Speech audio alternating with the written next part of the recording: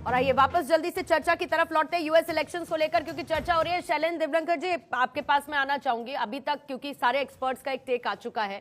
आपका पर्सपेक्टिव मैं समझना चाहती हूँ, और खास तौर पर जिस तरीके से अभी जियोपॉलिटिकल ऑर्डर पूरा चेंज हो रहा है, जिस तरीके से कंट्रीज और पूरी दुनिया कहीं ना कहीं अलग अलग हिस्सों में बंटती हुई नजर आ रही है। We are at a situation of war. ऐसे समय में कमला हैरिस और डोनाल्ड ट्रंप का as the president of US जीतना, किसी का भी इन दोनों में से, आप कैसे इसको देखते हैं? क्योंकि कहीं ना कहीं हम एक ऐसी लीडरशिप की तरफ देख रहे हैं, और खासतौर से जो अमेरिका का बैकग्राउंड या इतिहास रहा है युद्ध की सिचुएशन में या किसी भी क्राइसिस की सिचुएशन में, अमेरिका ने एक इंपॉर्टेंट रोल प्ले किया है, taking the sides of one of the countries. मुझे ऐसा लगता है कि एक चीज को हमें ज्यादा तवज्जो देनी चाहिए कि डोनाल्ड ट्रंप का जो पहला टेन्योर था, जिसको हम डोनाल्ड ट्रंप 1.0 कहेंगे, हाँ। और वो जो डोनाल्ड ट्रंप का अगर वो इलेक्ट हो जाते हैं तो उनका जो 2.0 स्टार्ट होगा उसमें काफी सारा फासला है। बिकॉज जैसे आपने कहा, जियो political situation post corona phase में काफी सारे बदलाव आए हैं। पहले फेज में रशिया यूक्रेन नहीं था, पहले फेज में जो इजराइल और ईरान के बीच में जो अभी संघर्ष चल रहा है वो नहीं था, ताइवान और चाइना का संघर्ष जो ज्यादा तीव्र हुआ है वो नहीं था। तो ये बात को भी हमें समझना पड़ेगा कि अभी सिचुएशन काफी बदल गई है, फर्स्ट थिंग। सेकंड चीज, जो अमेरिका के बारे में, उनके फॉरेन अफेयर्स और डिफेंस के बारे में हमें कुछ चीजों को ज्यादा अहमियत देनी पड़ेगी कि उनमें बहुत सारी चीजें इंस्टीट्यूशनलाइज हो गई है। अगर आप डेमोक्रेटिक पार्टी और रिपब्लिकन पार्टी का रवैया अगर देखते हो, जहां तक इकोनॉमी है, जहां तक फॉरेन अफेयर्स है, जहां तक डिफेंस है, तो उसमें ऑलमोस्ट 70-80% जो है कॉमन इश्यूज है। अभी इस इलेक्शन में जो ज्यादा मायने रखेगा वो कल्चरल इश्यूज मायने रखेंगे, मैं आपको बताता हूँ। और जिसका जिक्र इसके पहले हुआ था कि रिप्रोडक्शन का राइट है, उसके बारे में होगा, इमिग्रेशन के बारे में इश्यूज आ सकते हैं। लेकिन जहां तक इकोनॉमी का सवाल है, जहां तक उनके फॉरेन अफेयर्स का सवाल है, देखिएगा इस तरह के स्टेटमेंट जो किए जाते हैं, तो इसके पहले देखो जॉर्ज बुश ने 2000 में स्टेटमेंट कर दिया था कि आप मुझे प्रेसिडेंट बनाओ, मैं पैलेस्टाइन का स्टेट क्रिएट कर देता हूं। हाँ। जब बराक ओबामा थे तो उन्होंने इंशाअल्लाह वर्ड यूज किया था। तो ये सारी चीजें तो डिबेट में यूज किए जाते हैं। जैसे डोनाल्ड ट्रंप ने कहा आप मुझे इलेक्ट करवा दो, मैं हिंदू का मसीहा बनने के लिए तैयार हूं, मैं उनकी ह्यूमन राइट को प्रोटेक्ट कर दूंगा। ये सारी चीजें हैं, लेकिन जब वो प्रेसिडेंट बन जाएंगे तब ये सिचुएशन इतनी आसान नहीं होगी। जैसे इसका जिक्र अभी ओझा साहब ने कहा था कि he is a erratic type of person की जो रात में कुछ सपने देखते और सुबह डिसीजन ले लेते हैं। देखो, डोनाल्ड ट्रंप के पहले टेन्योर में ट्रंप थे और अभी के टेन्योर में अगर ट्रंप आ जाते हैं तो सिचुएशन बिल्कुल वैसा नहीं रहेगा। अभी उनको कई सारे बदलाव अपने आप में लाने पड़ेगी, इस बात को भी हमें समझना बहुत जरूरी है। और जहां तक मैं इंडिया के बारे में बात करूंगा, हमारे लिए क्यों मायने रखता है और इंडिया पे इसका क्या असर होगा, तो मैं आपको सच बताना चाहता हूँ कि जहां तक भारत और अमेरिका के संबंधों का सवाल है, ये बड़ी अच्छी तरह से इंस्टीट्यूशनलाइज बन गया है। ये हमारे लिए मटेरियल करता है कि वहां पर हैरिस बनती है, ट्रंप बनते हैं, डेमोक्रेटिक आते हैं, रिपब्लिकन आते हैं, दोनों के रिलेशन स्ट्रेंथन होने ही होने हैं।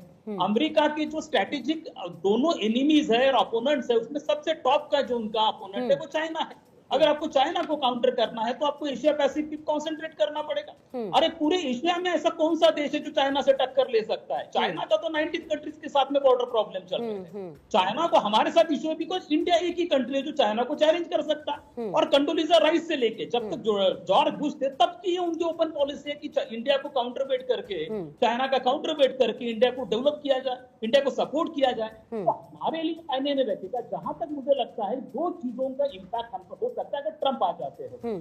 ट्रंप ने एक बड़ी ऐलान की है कि वो इकोनॉमी का जो सबसे इश्यू चल रहा है, इकोनॉमी का जीडीपी ग्रोथ रेट डाउन हुआ है, अनएम्प्लॉयमेंट रेट बढ़ गया है, और ये चीजों के लिए उन्होंने कहा है कि उनके पास एक मैजिक विंड है, वो ऐसा है कि वो 10% इंपोर्ट ड्यूटी बढ़ा देंगे। अगर वो 10% इंपोर्ट ड्यूटी बढ़ा देते हैं तो अल्टीमेटली इंडिया पे अफेक्ट करेगा। First important thing. सेकंडली, वो चाहते हैं कि जैसे हार्ले डेविडसन जैसा मोटरसाइकिल है, अगर हार्ले डेविडसन जिस प्राइस में अमेरिका में मिलता है उसी प्राइस में इंडिया में मिलना चाहिए। इंडिया को नहीं पॉसिबल है, 100% ड्यूटी हम लगा देते हैं।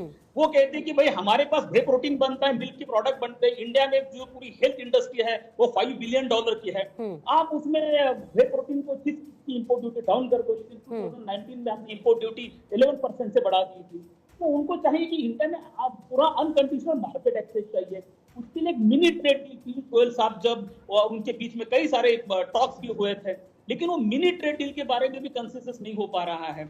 वहां तक कमला हैरिस अगर प्रेसिडेंट बन जाते हैं तो इस बात को हमें ख्याल में रखना पड़ेगा कि इंडिया के जो भी कुछ पॉजिटिव डेवलपमेंट्स, बड़े डेवलपमेंट्स इंडिया अमेरिका रिलेशंस में हुए हैं वो रिपब्लिकन पार्टी के टाइम में हुए हैं। देखिएगा बिल क्लिंटन के टाइम में पहली बार इंडिया पे इकोनॉमिक सैंक्शंस लगाए गए थे तो जॉर्ज डब्ल्यू बुश ने रिवोक कर दिए थे। उसके बाद में न्यूक्लियर डील रिपब्लिकन पार्टी के टाइम में हुआ था। उसके बाद में अभी 19 कंपनीज पे इन्होंने जो जिस तरह के निर्बंध लगा दिए हैं ये सेकंड हुआ है। अजीत डोवल पर हमारा सिविलियन वहां पर शूट चल रहा है। अरे भाई सिविलियन क्यों ना हो लेकिन चल रहा है जी। पहली बार इंडिया के नेशनल सिक्योरिटी एडवाइजर पर इस तरह का केस वहां पर फाइल हो जाता है। हाँ। आप पन्नू के केस पर लो, निज्जर के केस पर लो, आप हम पे दबाव बना रहे हैं। तो ये चीजें डेमोक्रेटिक पार्टी के टाइम में हुई और ये चीजें रिपब्लिकन पार्टी के टाइम में हम ऐसा नहीं देखते हैं। देखिएगा जब डोनाल्ड ट्रंप लास्ट इलेक्शन थी तब डोनाल्ड ट्रंप इंडिया में आए थे तब उन्होंने बताया था कि हमारे में अभी एक प्रकार का कलेक्टिव सिक्योरिटी अरेंजमेंट है। अगर चाइना इंडिया पे अटैक करता है तो उस अटैक को यूएस के अटैक की जैसा कंसिडर किया जाएगा। इतना बोल्ड स्टेटमेंट आज तक किसी भी डेमोक्रेटिक पार्टी प्रेसिडेंट ने नहीं दिया है जो रिपब्लिकन पार्टी की प्रेसिडेंट ने दिया था। तो जहां तक रिपब्लिकन पार्टी का और हमारा रिलेशन का सवाल है तो हमारे लिए वो अक्सर पॉजिटिव रहे। डेमोक्रेटिक पार्टी के बारे में जो माइनॉरिटीज राइट्स है, रिलीजियस के राइट्स हैं, ये सारी चीजों के बारे में। लेकिन जहां तक हमारे इंडियंस वहां पर है मैं आपको बताता हूं उसमें 3 जनरेशन, जो फर्स्ट जनरेशन है वो फर्स्ट जनरेशन जो 60, 70 और 80 के बीच में है इंडियंस, वो डोनाल्ड ट्रंप के साथ में है। लेकिन जो नया जनरेशन, थर्ड जनरेशन है, वो अभी जो महिला उसमें जाता है वो हैरिस के साथ में दिखाई देती है। रिकॉर्ड ब्रेकिंग $500 मिलियन का फंड रेज किया गया है और ये फंड रेज करने के बाद में डोनाल्ड ट्रंप को दिवाली के टाइम में हिंदुओं के बारे में बात करनी पड़ी। ये इसके पहले बात क्यों नहीं की, प्रेसिडेंट में बात क्यों नहीं की? आप देखिए ये $500 million is not a small amount. But both way Shailendra Devlankar sir, क्योंकि दीपावली की शुभकामनाएं इस बार मौका नहीं छोड़ा ना डोनाल्ड ट्रंप और ना कमला हैरिस ने, ना ही हिंदुओं की बात करने से लेके या फिर हिंदू मंदिरों पर हो रहे हमले को लेकर या ये बताने को लेकर कि भाई मैं भारत मूलवंशी हूं या कैसे मेरा भारत के साथ लगाव है। बोथ वेज मतलब उस एक इंडियन सेंटिमेंट को टच दोनों ही कैंडिडेट्स की तरफ से किया गया है, वो चाहे कमला हैरिस रही हूं या डोनाल्ड ट्रंप। बट बहुत माइन्यूटली आपने बहुत सारी चीजों को यहां पर मेंशन किया है। जल्दी से मोहम्मद